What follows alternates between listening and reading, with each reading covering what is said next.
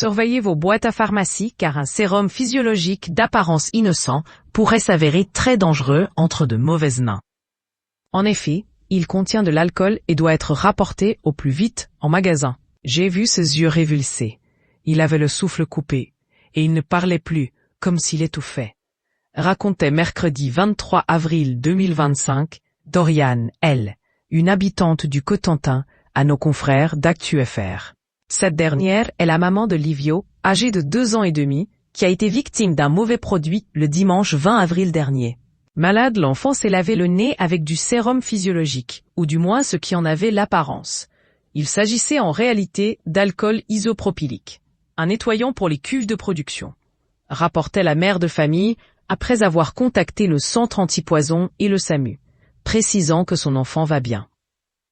Alertée immédiatement, la pharmacie qui avait vendu le mauvais sérum physiologique a annoncé lancer une campagne de rappel. Celle-ci concerne un lot de flacons de sérum physiologique numéro 2050-45 dont la date d'expiration est 02-2027, expliquait une pharmacie de La Haye dans un communiqué publié sur Facebook. Des analyses sont en cours, ajoutait-elle, indiquant à ses clients de faire le nécessaire pour éviter de mauvaises surprises.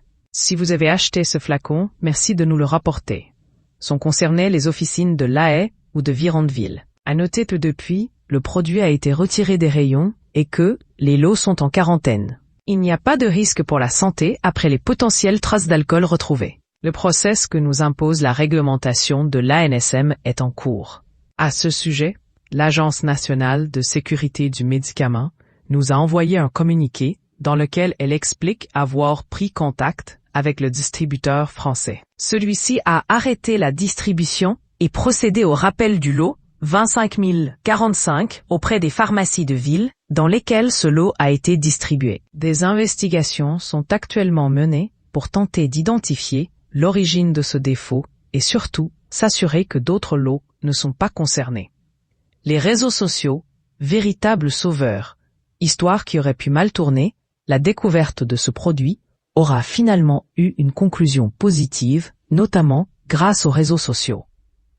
Dorian L., confiant ainsi avoir partagé très vite son expérience sur Internet, contactant en particulier ses proches. Je suis contente car, grâce au réseau, j'ai reçu un message d'une connaissance qui avait le même flacon et le même lot que moi et qui ne l'a pas ouvert pour sa filleule de 5 mois.